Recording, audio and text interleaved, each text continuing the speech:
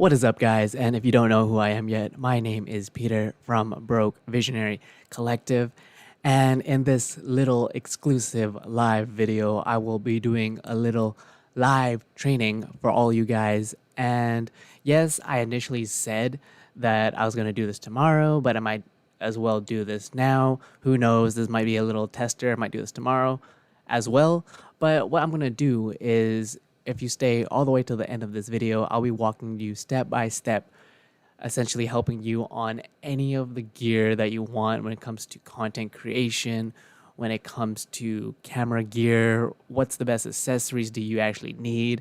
And yes, it is Thanksgiving for all you American folks, happy Thanksgiving. And now is a time where deals are going to be going on tomorrow, and I just wanted to help you guys out. And I always get questions in my DMs like, hey, what's the best camera gear to buy? What's the best accessories? Like, how do I get started with video? How do I get like a career in video editing? I'm going to answer those questions in the very end, but let's jump straight into this live stream. And if there are any technical difficulties, let me know, or I shall know in the playback itself. What is going on, guys? Uno momento. But we should be good now. So when it comes to what is the actual best camera gear for YouTube, there's already so many categories. There's like, what exactly do I need to get? Do I stick with Nikon? Should I actually do something along the lines of like a Sony? Should I even invest in, let's say, gear like Canon? Well, I wanted to help you guys exactly and give you the no BS, straight to the point guide on exactly what it is that you need. So enough yapping, and I'm going to go straight into this presentation. And if y'all have any questions, leave them and I will definitely answer them at the very end. So if you don't know who I am yet, my name is Peter, and I've been using my Nikon D5200 for since 3 to 4, I think 4 years now, ever since I started video editing and making videos for YouTube. And the whole story behind that was that initially what happened was I didn't have a lot of money, and I found this camera, the exact camera, on Craigslist. And I was like, wait a minute, can I actually use this camera for my own YouTube videos? So did a little research. There wasn't a lot of videos about this camera. So I'm like, why the hell not? I'm just going to pick it up and see what I can do with it. And short story short is that I actually began making YouTube videos and charging people, even though I had a Nikon and I used it for videos. But before I go deeper into this presentation, make sure you grab my free camera guide first. Link is in the description below, and you can just simply grab that. It is essentially a workbook that you can follow along with me, and I will tell you exactly what's going on. And this is pretty much like a live walkthrough of that workbook. So I'm exactly going to tell you, if you watch all the way to the end, I'll give you all my camera resources that you need to succeed, show you where you get the best options for equipment, answer any of your questions related to video editing, camera equipment, and even strategy. So feel free to take notes. This will be up as a live replay if it goes well. I might put this up or do this again, but let's get into this.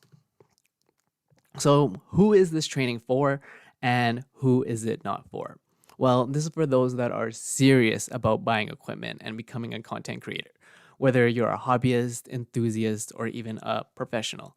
I'll give you the entire overview of equipment. This is not for those who are looking just for the quickest shortcut, investing time and money and energy into learning and becoming a better creator. You consider yourself a camera expert and you're a snob, Well, not necessarily it's not, but like, you think you know it all, this is not for you. You think you know everything and you don't want to learn more. And lastly, this is not for those who think Sony is better than Nikon or Nikon is better than Canon. It's all about creating content, guys.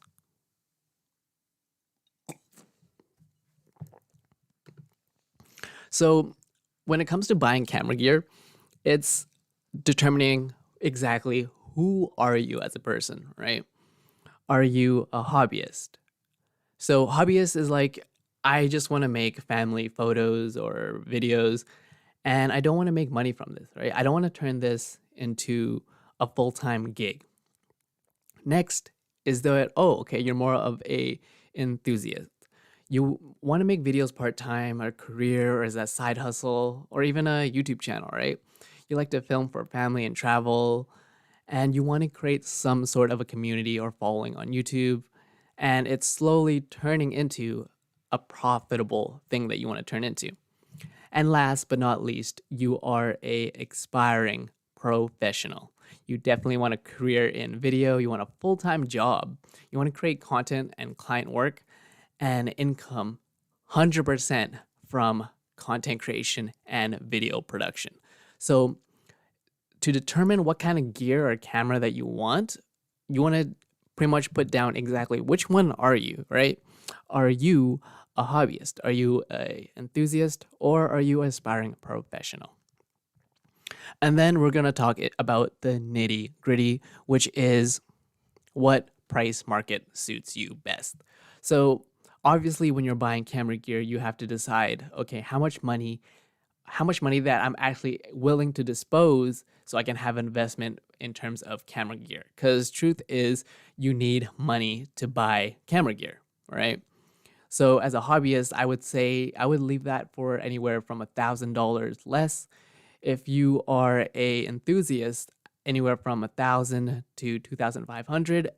And lastly, if you want to get super serious about filming and videos, I highly suggest it is $3,000 upwards. And this includes everything like your lighting, your audio, as well as your lenses that you consider that you'll actually buy. And if you're watching this far, make sure you hit that thumbs up for the algorithm so other people can see it as well. So once you consider all of these price markets, right, and what actually the amount you're able to actually spend, then that's the easy part then, right? So essentially what happens is like now you're like, okay, you know exactly what you can get and you don't have to stray far because there's no point of you like looking at a G Master Sony lens, which is like $2,000 when you're only a hobbyist and you only want to spend less than $500. So I hope you guys are still with me. So when it comes to buying camera gear, there is something like I like to call is the visual and audio trinity. So there are three factors here. We have video, we have lighting, and we have your audio. Video, audio, and lighting. And this is what makes video production. It is the standard of what kind of equipment you actually need. So as you can see how it plays along is that if you're a hobbyist and let's say you have less than $1,000, what I actually suggest you do is you just use your smartphone. And everyone nowadays has a smartphone, right? And that thing can shoot 4K. And if you have the newest iPhone, that can even outperform some of these cameras that I'm actually going to talk about. So if you want something like a point and shoot, like simply like this guy right here, then what point and shoots are is you don't have to worry about camera settings. You don't have to worry manual, auto, exposure, and all that fun stuff. All you need to do is you point it and shoot it. And the best ones that I recommend in the market right now is the ZV-1. It has a flip screen. It has a audio jack as well and external mic. You can get your Canon G7X II, and the only difference between those guys is that there's no external jack. And you also get the RX Mark IV now for cheap. They also have the RX Mark 7s. And what separates the ZV-1 from all the other point and shoots is that it has a fully articulating screen to the sides, right? The RX100s have it flip up. And since it flips to the side, it allows the hot shoe mount, the cold shoe mount, so you can have an external monitor to have audio. There's also cameras like the M50 as well, Mark II. And with these hobbyist cameras, you have to consider, yes, it's cheaper, so you're not going to get the highest quality possible. And you also have to consider getting the size of the actual lens itself. So these point and shoots, it's essentially almost smaller than a Micro Four Thirds. So you're not going to get good low light performance. So keep that in mind. So let's say you have more than $1,000, right? You're roughly around 1,000 and 2,500. So I would consider you along the lines of an enthusiast.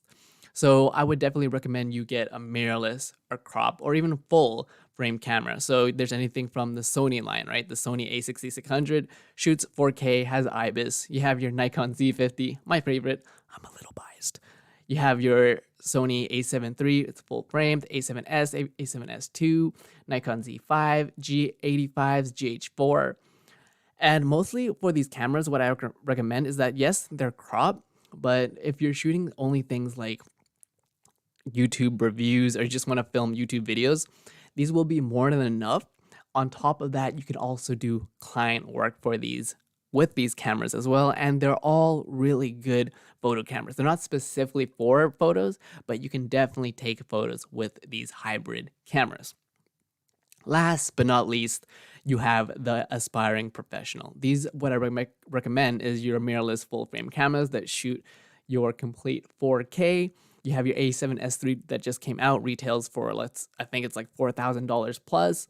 You have your A7R III, your EOS R SH1s, and your Z6 and your Z7s or Z if you are Canadian. And these are full frame 4K mirrorless cameras. They will shoot the autofocus. You don't have to worry about them. And you can't go wrong with these cameras. And these are the cameras that I recommend if you want to shoot like high level production, you want to do like weddings, client work. Getting an A7S III, it shoots 4K and 120 frames per second. That is amazing. And with that same type of mindset, right, I'm gonna talk to you guys about audio. So if you're looking for the budget way of how you look into audio, is that you can just pick up any Amazon lav mic for like $20, right? Super cheap.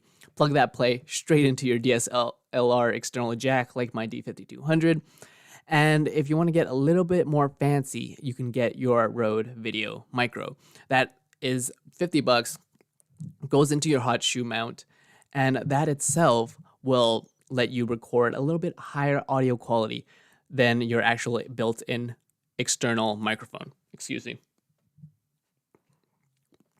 And last but not least, if you're indoors and you don't want to like invest in audio, then just use your built-in audio camera from the microphone in the camera. And you're not gonna get the best quality, but if you're indoors, it definitely does the job if you are on a budget. And if you're an enthusiast and you're looking for, let's say, a shotgun microphone with a condenser, you got high pass, low pass filters, there's definitely brands I recommend, like the Rode Shotgun. The Rode Video Mic Pro is something I recommend. I still use. It has a 9-volt battery. There is the Pro Plus now, which you can actually use, and then use micro USB charging. And you have your deity mics. And on top of that, you can also have a boom mic setup.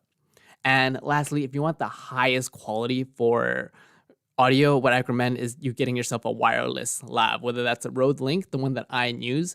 You're looking at a Zoom H6. If you have multi setups, you can have 3, 4, 5 different lav mics, your Sennheiser AVX, your ATG, and your Shure microphones.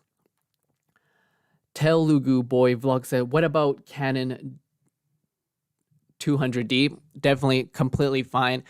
If you're that's essentially, I think, correct me if I'm wrong, it is a T3i. in the American market, you're more than fine with using something that shoots 1080p, especially if you're looking to shoot only YouTube content, right? Like I said, you always have to determine which one of these three trendies are you. Next, and I think one of the most important, is lighting. So if you're a hobbyist, right, and you're like, okay, I don't have any money, simplest thing that you can do is just shoot against a window when it's sunny, right? It's free. You can also do a clamp light, clamp that on. I'm actually using a clamp light right now.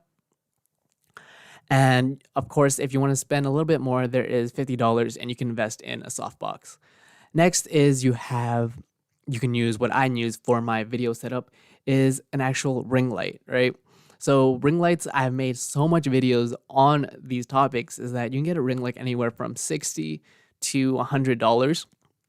And you actually buy like a softbox sandwich. So you get two softboxes for roughly $110. Shoot it here and here. So that's sandwich lighting. And it really does a decent job at lighting, especially if you're doing YouTube videos and you're just in your home and you don't have any lighting. The before and after, watching my older videos will amaze you.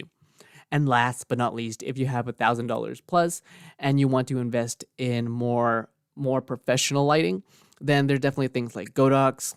Those are the name brands. Aperture key lighting. You have your LED barn doors, your Octa hexagon softbox, and you want to do things like hair lights and backlights. What up, Genesis?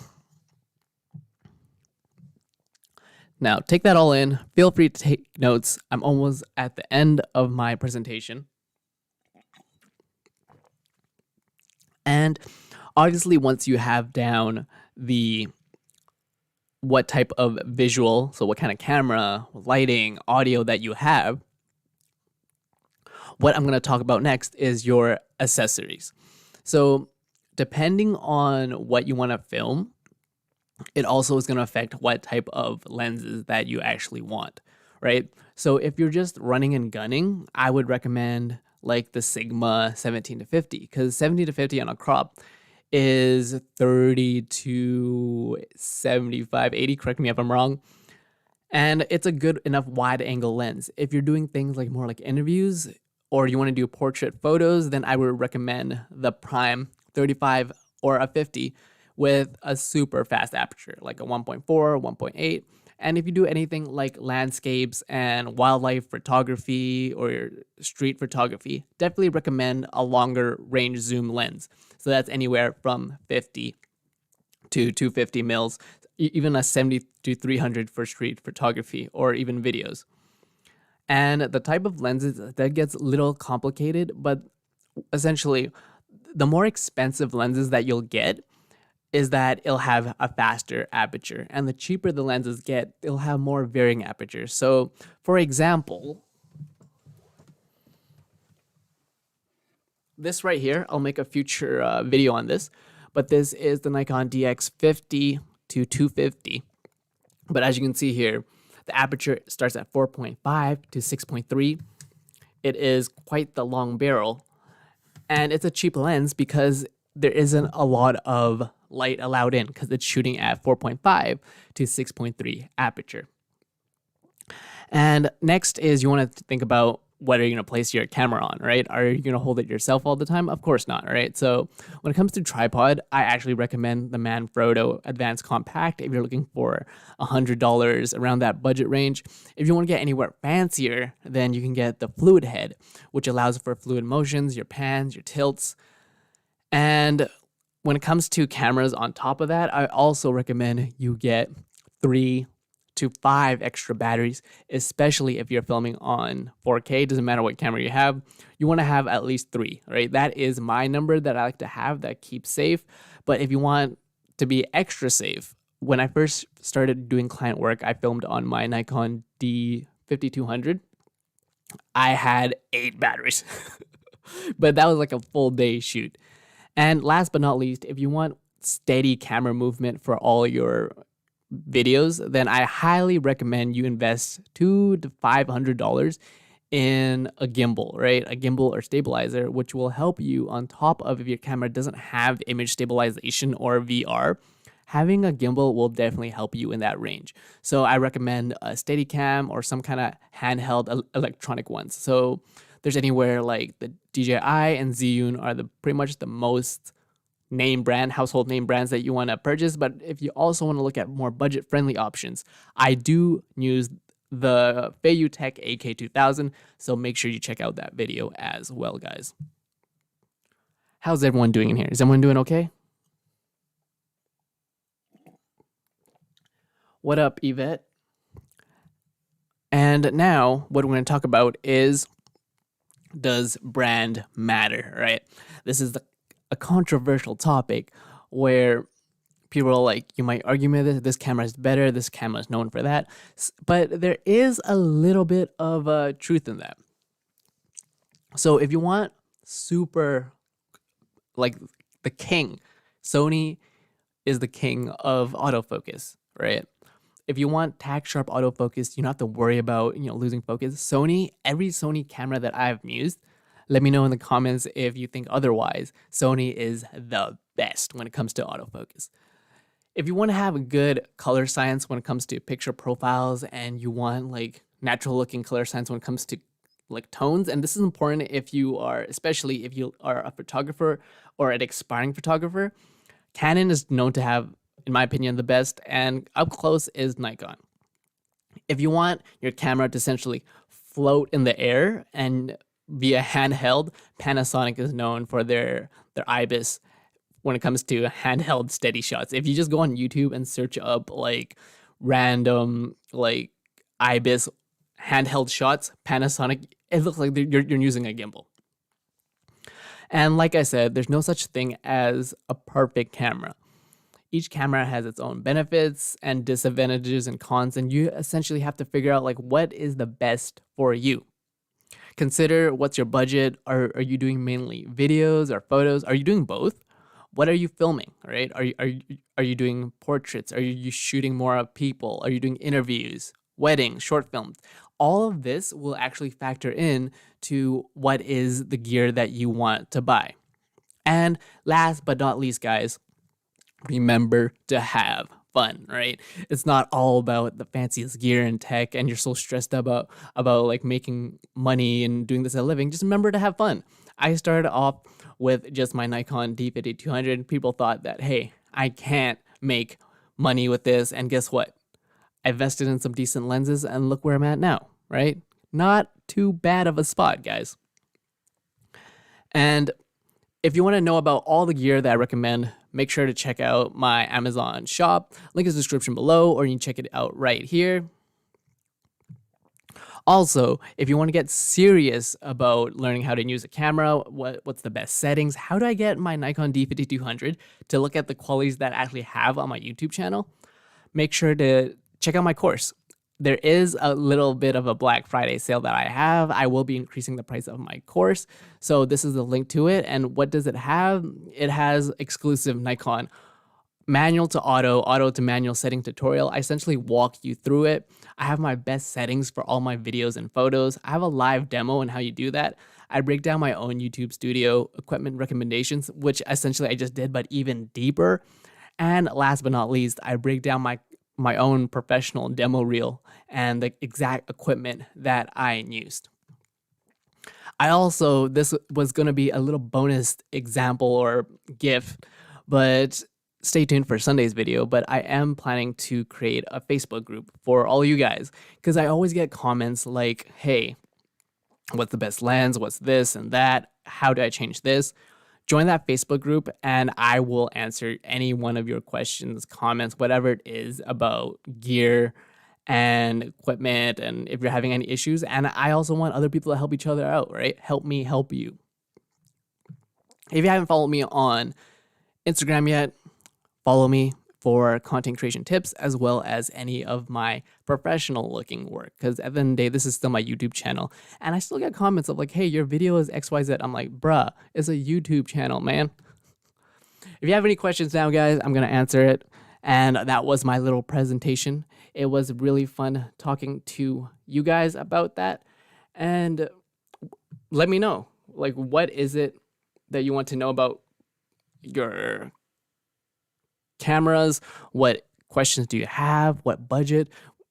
Is there anything you want to know more about what's the best gear? Because in my opinion, going into 2021 and 2022, even though there is a pandemic, you can't go wrong with a camera now. Like, but let's say in 2015, yes, there's so many different variations. There are already like so many different cameras you can buy. But if you buy a camera that just came out in 2021, any of the cameras that I just listed, you can't go wrong with them. It is completely like 4K. Everything shoots in 4K now. You have even your phones shoot in 4K 30. But let's answer some question, guys. Don't be shy. And DJ E. Marley Ocelin says, what made you wanted to start doing videos? This, I will have a future video on this, but I don't want to drag this on. This live stream is going on a little longer than I initially anticipated. But what made me start doing videos was I always wanted to be a YouTuber growing up. So as a kid, I remember watching people like Smosh, right? Or the Wine Cone. Shoutouts to the Wine Cone. And I'm like, I always wanted to like make videos on the internet and like talk to people because I didn't have a lot of friends. I'm making my videos now. Like I know I'm a starting mess, XYZ, but I'm like, I want to talk to people on the internet. And being that weird, awkward kid to where I am now, I've come a long way and I've always wanted to share my message. And I just like filming dope stuff, man. And like being able to take something in my brain and turn it into some sort of tangible digital product. And that's why I started this YouTube channel. That's why I make videos. And excuse me, that's a little short story short of how I started or why I wanted to make videos. And if there's not any questions or comments now, I hope this was able to help you guys. And make sure you give this video a thumbs up, hit that notification bell, and thanks for subscribing. And this is one of the first live streams I've done. Hopefully it was smooth enough. And if you're watching this on the replay, make sure to hit that thumbs up and everything I mentioned in the link below, description below. And my name is Peter, and I hope everyone is doing well in these times. And have yourself a very merry holiday season. Cheers, guys. And this is the awkward part where I need to find out where